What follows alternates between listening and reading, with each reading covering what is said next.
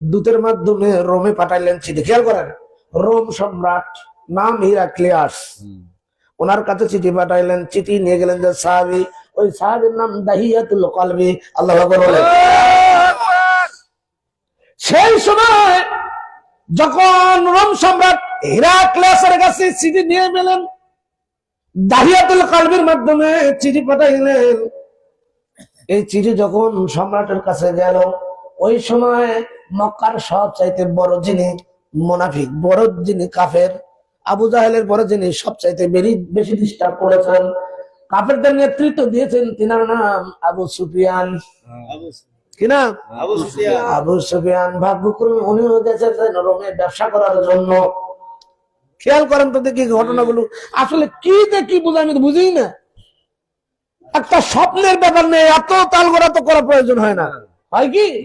আসল প্রমাণ করে দেয় নবী সশরীরে মেরাজ করেছে। রোম সম্রাট হিরাক্লিয়াসের কাছে যখন চিঠি গেল, হিরাক্লিয়াস তখন ডাক দিলেন, মক্কা থেকে কোন কাফেলা আসছে নাকি ব্যবসা করার জন্য, তাদেরকে ডেকে নিয়ে আসে। আবু সুফিয়ানের ওই কাফেলার সর্দার ছিল আবু সুফিয়ান, ডেকে নিয়ে আসলো রাজদরবারে। একদিকে নবীর পত্র নিয়ে গেছেন দাহিয়াতুল কলবি, অপরদিকে আবু সুফিয়ান উপস্থিত দরবারে। এবার চিঠি পাইলেন, আল্লাহর নবী বলেছেন যদি সুবহানাল্লাহ বলেন, যদি ভালো চান আগেই শুরুতে লেখছে বিসমিল্লাহির রহমানির রহিম, আল্লাহর রাসূল মুহাম্মাদের পক্ষ থেকে। আল্লাহর নবী মুহাম্মাদের পক্ষ থেকে, জোরে বলেন সুবহানাল্লাহ। মুহাম্মাদুর রাসূলুল্লাহ আগেই লেগেছে। পত্র পাওয়ার বলে দেখলেন যে নবী দাবি করেছেন। কি দাবি করেছেন? বিচক্ষণ ছিলেন। চিঠি নেওয়ার পরে বলে ডাক দিলেন, মক্কা নগরের কোন কাফেলা আছে কিনা, কাছে আছে, ডেকে নিয়ে আসেন। কাফেলার সর্দার কে কয় আমি। আবু সুফিয়ানের চিন্তাধারা প্রথমে ছিল একটা সুযোগ পাইছি, কিছু কুমন্ত্রণা দিয়া হিরাক্লিয়াসকে নিয়ে যাব, মক্কায় নিয়ে যায় তাকে ধ্বংস করবো। রাখে আল্লাহ। হিরাক্লিয়াস ডাক দিলেন, ঠিক আছে, এই চিঠি নিয়ে আসছিলেন, নবুয়ত দাবি করেছেন, আপনার বাড়ি কোথায়? আমার বাড়ি মক্কায়। কি আপনার নাম? আমার নাম আবু সুফিয়ান। এই যে মুহাম্মদ নামে যে ব্যক্তিটা নবুয়তি দাবি করতেছে, এর সম্পর্কে আপনি কি জানেন? আমি জানি, আমার বংশেরই লোক, আমার বংশের। মুসলমান, সিয়ার গ্রন্থগুলো পড়ে আমার খুব ভালো লেগেছে। আবু সুফিয়ান সেটা স্বীকার করেছে যে আমি মিথ্যা কথা বলতে চাইলাম, কিন্তু আমার জবান থেকে মিথ্যা বাড়াইলো না, যে মিথ্যা বলে যদি ধরা খাই। আল্লাহু আকবার বলেন। একে একে প্রশ্ন করতেছেন সম্রাট, এনাকে চিনেন? চিনি। বলেন তো এনার চরিত্র কিরকম, দেখেন চরিত্র কেমন।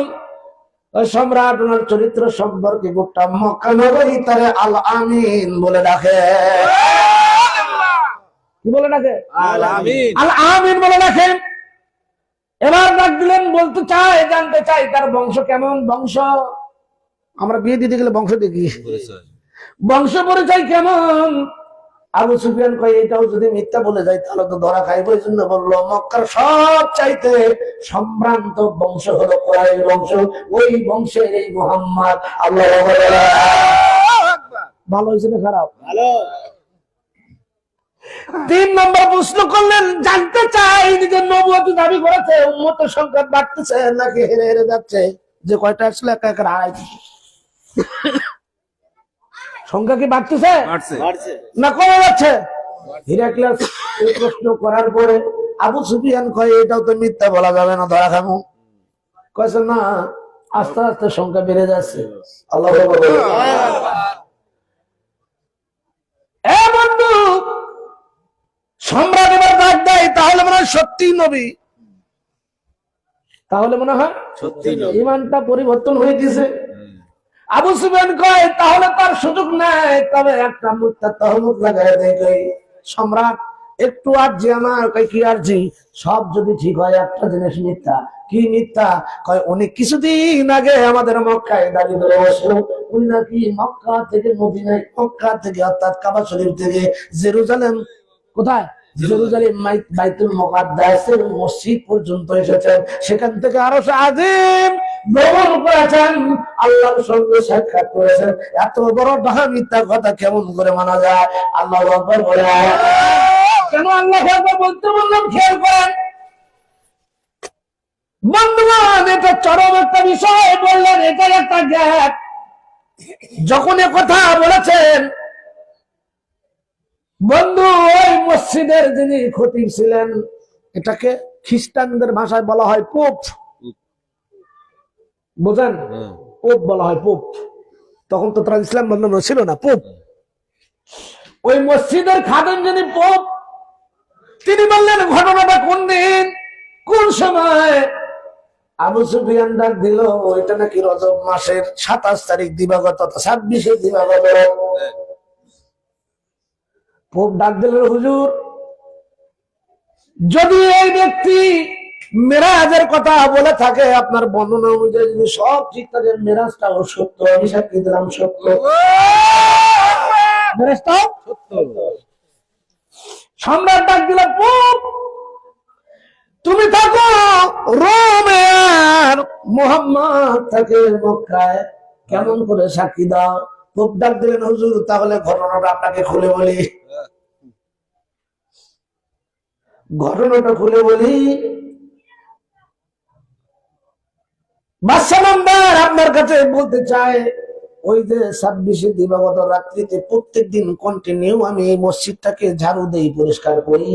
সার নামাজের পরে রাত্রি যখন বদলি হয়ে যায়, পরিষ্কার করার পরে সব গেট দরজা জানলা গুলো লাগাই দেয়।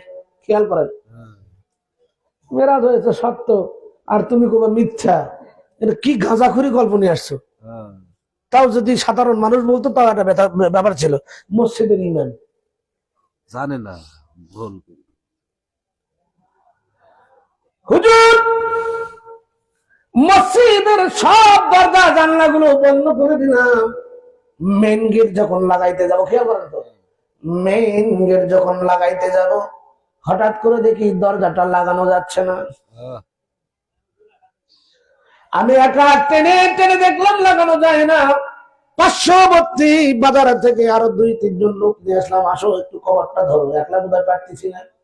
কয়েকজন ধরে যখন শক্তি করলাম, কভার এক চুল মরে না। চিন্তা হলো কভার যেন কোনো জায়গায় সমস্যা হয়েছে। আমি চলে গেলাম কাঠ মিস্ত্রির কাছে। খেয়াল দেখেন তো কত বড় কথা। কাঠ মিস্ত্রির কাছে গেলাম, চলেন আমাদের মসজিদের দরজার কি কেন সমস্যা হইতেছে, লাগানো যাইতেছে না। কাঠ মিস্ত্রি আসার পরে গোটা কপাট গোটা দরজাটা সুন্দর ভাবে দেখার পরে কোনো ঝামেলা নাই, কোনো ঝামেলা নাই, ইজি রয়েছে। কি রয়েছে? ইজি রয়েছে, কোনো সমস্যা নেই, কোনো জায়গায় কোনো বাধা নেই। তাহলে আসো না কেন? আরো 2-4 জন লোক নিয়ে আসো। নিয়ে আসলাম 10 জন ব্যক্তি। কয়জন? 10 জন ব্যক্তি। কপাটটাকে ধরলাম গেট লাগানোর জন্য। আমরা এত চেষ্টা করার পরে 1 ইঞ্চি বানাইতে পারি নাই। অবশেষে সিদ্ধান্ত হলো, রাতের মনে ছেড়ে দাও, কাল সকালে আসে কভার ঠিক করা যাবে, দরজা ঠিক করা যাবে। আমরা চলে আসলাম হুজুর, আমরা চলে আসলাম। রাত্রি শেষ হয়ে গেল। পরের দিন সকালবেলা যখন গেলাম, যাইয়া দেখি কভারটা ইজিলি আমি একলাই নিয়ে আসতে পারতেছি। একলাই নিয়ে আসতে পারতেছি হুজুর। আমার চিন্তা হলো কি ঘটনা ঘটলো। আমি একটু সামনের দিকে তাকিয়ে দেখি, বাইতুল মুকাদ্দাসের সামনে একটা পাথর রয়েছে। পাথরটা কি যেন দিয়ে ছিদ্র করা। আমরাও লেখাপড়া করি, ওরাও করে। আসলে ব্যতিক্রম যে কোন জায়গায় এটা তো খুঁজে পাই না। কি যেন দিয়ে ছিদ্র করেছে, ছিদ্র করেছে। তার উদ্দেশ্য কি বুঝলাম, ছিদ্র করা। ওটার ভিতরে কিসের রশি ঢুকাইছে। রশি ঢুকাই কিছু একটা ব্যাগ ছিল। আমি ওই পাথরের চারপাশে পায়ের দাগ দেখতে পাইলাম। কিসের দাগ? এখন আসলে এই পায়ের দাগ কিসের জানেননি? পায়ের দাগ হলো আল্লাহ নবী রাহমাতুল্লিল আলামিন। অনেক ঘটনা আছে, আমি গোটা মেরাজের ঘটনা 4 দিনে বর্ণনা করতে পারবো না। বোরাকে চড়েছিলেন কিসে? এখন বোধহয় আপনারা বুঝতে পারছেন পায়ের দাগ কিসের। কিসে চড়েছেন? বোরাকে উঠতে যাচ্ছিলেন, আল্লাহ নবী বোরাক নিতে চায় না। বোরাককে ডাক দেয়, কিরে বোরাক বেয়াদবি করিস কেন? রহমতুল্লাহ আলামিন যারা না বানাইলে তোমার বানানো হইবে না। সেই নবী তোমার উপরে আহরণ করতে চাইতেছে, নড়াচড়া করে বেদবি করে, কারণটা কি? বুরাক ডাক দেয়, আরে জিবরাইল, আমি নড়াচড়া করার জন্য আমি আমার নবীর কাছ থেকে জানতে চাই, আজকে যেমন মেরাজ রজনীতে আমার উপরে সাওয়ার হয়েছে, যেদিন জান্নাতে যাবে ওই দিন নাকি আমার নবী আমারে ভুলে যাবে? আল্লাহ নবীকে চিন্তার কোনো কারণ নাই, জান্নাতে গেলে তোমার উপরে এসে যাবো। বুড়াকে আহরণ করলেন,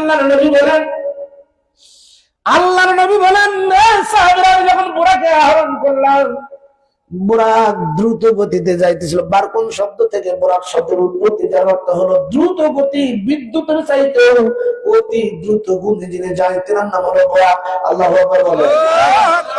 বুড়াক এই দ্রুত গতিতে যাইতেছিল। আল্লাহর নবী সাহাবীদেরকে ডাক দেয়, সাহাবীরা রে, তোমরা কি জানো বুড়াকের এক একটা পা ফেলায় কদম? এই কদমটুকুর আয়তন কতটুকু? আল্লাহ রাসূলের সাহাবীরা ডাক দেয়, আল্লাহু ওয়া রাসূলুহু আ'লাম, আল্লাহ এবং আল্লাহ রাসূল ভালো জানে, আল্লাহ এবং আল্লাহ রাসূল ভালো জানে। আল্লাহর নবীকে তোমাদের দৃষ্টিশক্তি যতদূর যায়, যতদূর তোমার চোখের নজর যায়, শেষ সীমানা, এক একটা কদম ফেলাই ততদূর পর্যন্ত।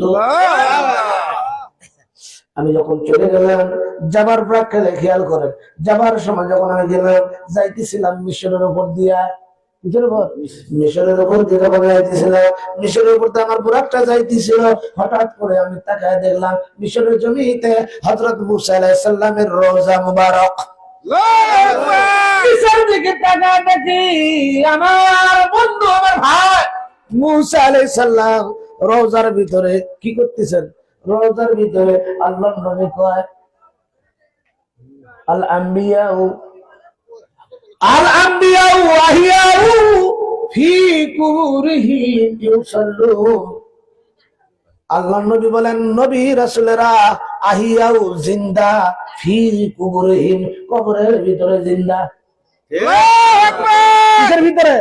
কবরের ভিতরে জিন্দা, ফি কুবুরিহিম, শুধু কুবুরিহিম নয়, জিন্দাই নয়, ইউসাল্লুন, তারা কবরের ভিতরে নামাজ আদায় করে।